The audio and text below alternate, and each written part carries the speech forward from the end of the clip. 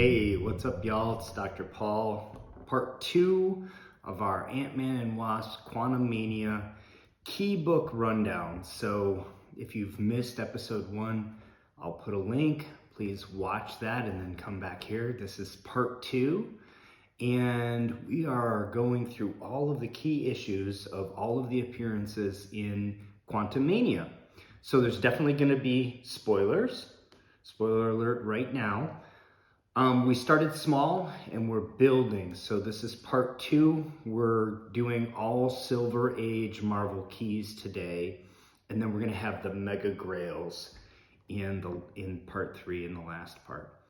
I thought Quantumania was great. I loved it. I thought it was better than anything in Phase 4. And I thought it was an amazing kickoff for Phase 5. If you're on the fence, if you thought Phase 4 was just like fine or sort of meh, and so you're not sure about Quantumania, do yourself a favor, go see it. It's an amazing flick. It's up there with like the finale to Phase 3 in my mind. And I really loved how all the characters interacted. I loved the breadth of the characterization. It felt like an ensemble cast. I really think you're going to enjoy it.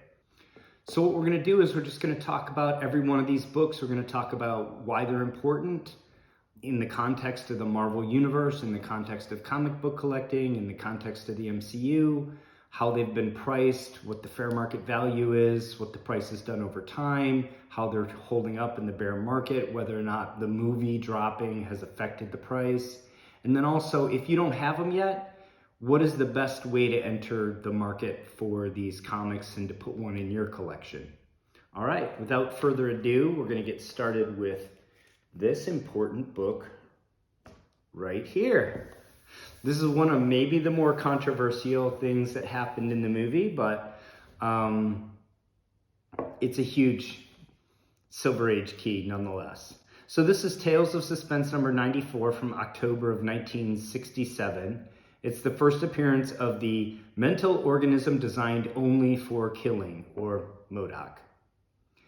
Not everyone loved the MODOK appearance in the movie, and I heard a lot of people online talking about how unrealistic his face looks, stretched. And to them I say, have you seen Tales of Suspense number 94?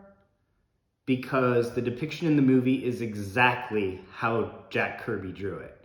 So basically, people who are bitching about that don't know what they're talking about, but whatever. Nonetheless, it's a super important key. If you didn't like the depiction in the movie, you can just call Darren a MODOK variant and keep your vision of the ideal MODOK pure and unsullied.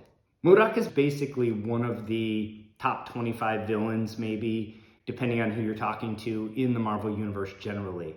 So very important figure in the Marvel Universe in terms of antagonists, and he's been around for over 5 decades, closing in on 6, I guess. So over time, obviously, he's been used a lot. This book has definitely been picking up in commercial interest in the last, I would say, decade, because we've had widespread use of MODOK. So, 50 years into his existence, he finally gets his first self-titled comic books, and Marvel's just using him more and more widely in all media. So the self-titled comics, the animated series, and now live action. So this book is picking up steam, has been for a while, will continue, I think, to be an important book. There are 1,184 universal copies in the CGC Census with a median grade of 7.0. which has a fair market value of $260 and a record high sale of $550 in grade. So at the median grade, this book is down over 50% from its highs right now, which means we still have a good entry point on this book at the median grade of 7.0 or around there.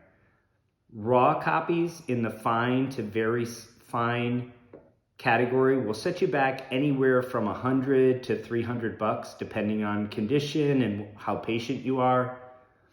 If you really want to impress your comic book friends, hunt down the UK 10 pence price variant, which has only 9 copies in the CGC Census. That to me would be the grail variant of this book. As I mentioned before, MODOK is a super important character in the Marvel Universe. I think this is a book every comic book fan should own, certainly every Marvel fan should own. So go out, hunt this down. This is gold. Stan Lee, Jack Kirby, gold. Speaking of Stan Lee, Jack Kirby, gold, the next book is another Stan Lee, Jack Kirby masterpiece. Avengers number 10 from November of 1964, first appearance of Immortus.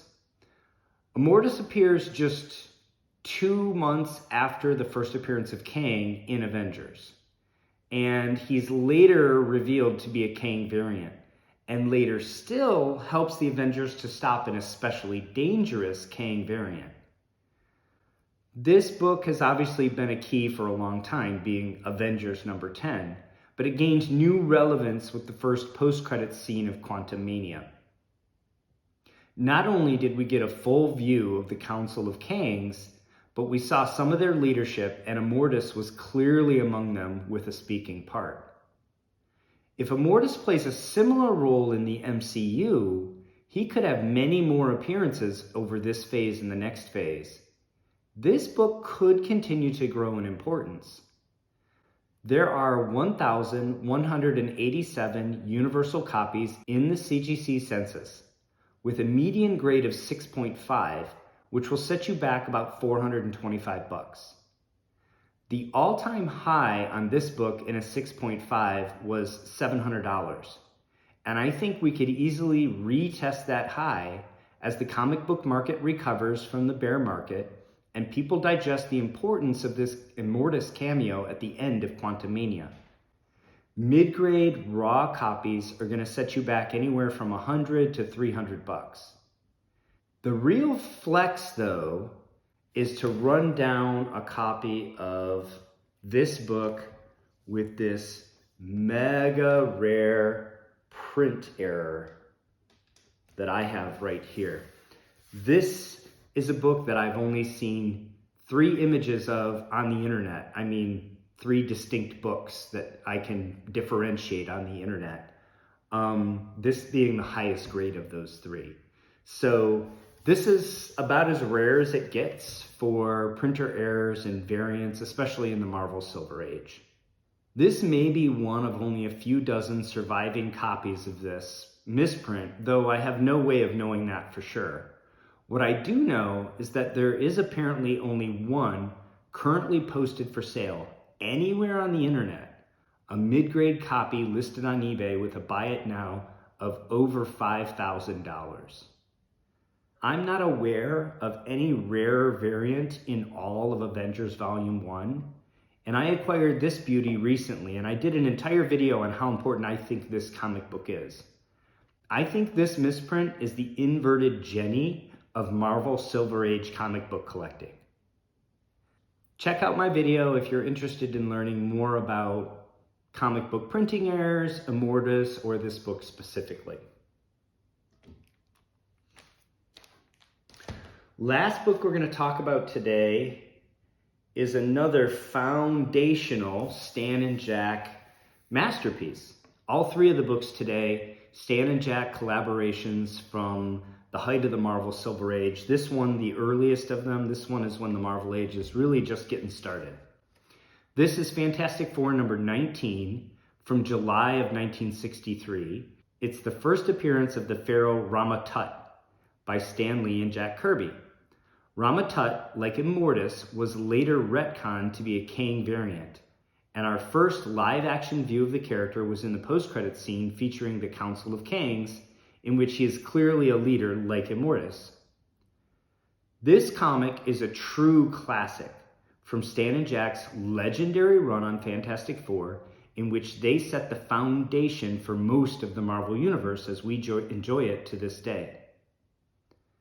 This book was published over a year earlier than the first appearance of Kang, which we will talk about in the next video. And so this is really early days Marvel Age. As such, there are only 1,025 universal copies in the CGC Census with a median grade of 5.5. The fair market value of a 5.5 is $725 with a record high of $1,000.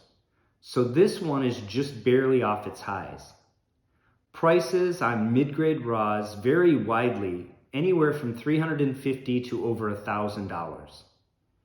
If Rama-Tut has a prominent role in the MCU going forward, similar to the possibilities with Immortus, or if Marvel Studios uses the opportunity of the current Phase 5 to tie Rama-Tut into the introduction of the Fantastic Four in Phase 6, look for this book to set new record highs.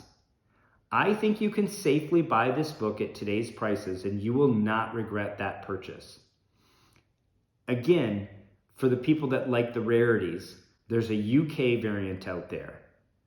If you're the sort of collector who likes to hunt the rare stuff, there are only 9 in the CGC Census of the UK price variant, with the highest graded at a 7.5. This is another book that if you're a fan of Marvel Comics and a fan of Marvel Silver Age, you really ought to have in your collection. This book has been reprinted a few times in floppy, in Marvel Collector's Items Classics.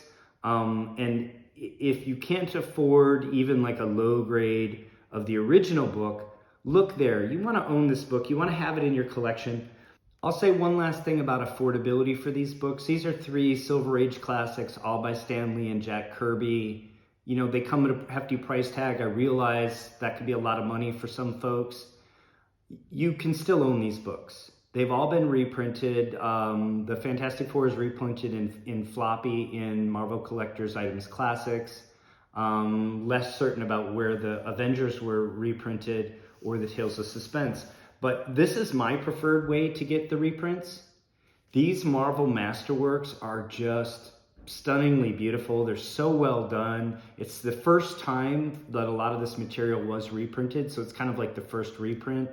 The dust jacket has this beautiful gold inlay, the foil on the dust jacket, and even the book itself, these are hardbound. The books themselves have metal foil inlay as well. It's just a beautiful presentation. These have 10 issues each, and these can be picked up on the secondary market. Some of them are still in print.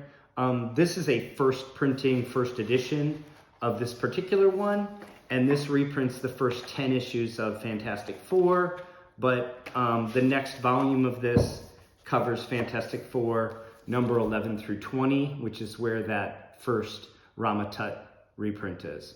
So even though these books are starting to be big keys, there's a place for you to find them. If you don't like any of those, or if you like digital, obviously the Marvel app or even the Comixology app are a place to read all of these books. So there's no excuse to not have these in your collection, whether it's the originals, later reprints, hardbound copies, or a digital copy. So anyway, I hope you enjoyed this run through the middle section. The next and last episode of this is going to be basically only mega keys. So I hope you'll stop back in and check that video out. And until next time, enjoy the hunt and take care of one another.